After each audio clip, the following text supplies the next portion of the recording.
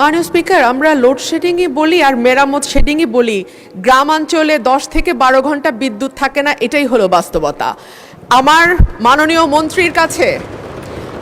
মন্ত্রীর কাছে আমার বিনীত প্রশ্ন, মাননীয় মন্ত্রী এই মহান সংসদে দাঁড়িয়ে আমাকে কথা দিয়েছিলেন যে 1 মের মধ্যে আশুগঞ্জ ফার্টিলাইজারে গ্যাসের সংযোগ দেয়া হবে। এরপরে আরো 1 মাস 3-4 দিন পার হয়ে গেছে মাননীয় স্পিকার, এখনো আশুগঞ্জ ফার্টিলাইজারে গ্যাসের সংযোগ আমরা পাইনি। গ্যাসের সংযোগ আছে, গ্যাসের সাপ্লাই আমরা পাইনি।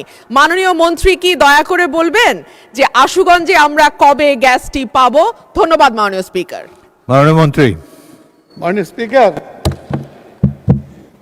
মাননীয় সংসদ সদস্য রুমিন ফারহানা প্রথমেই যে কথাটা বললো যে 10 থেকে 12 ঘন্টা বিদ্যুৎ থাকে না, এটার সাথে আমি একমত না।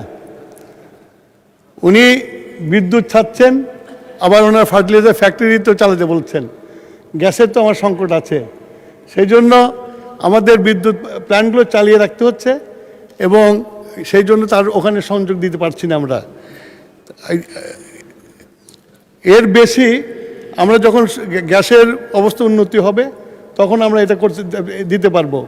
আর 2 নম্বর হলো যে গত 17 বছরে কোনোদিন ড্রিলিং করা হয় নাই, আমরা এই প্রথম এসে ড্রিলিং শুরু করেছি। আমরা আশা করি ইনশাল্লাহ আমরা গ্যাস পাবো।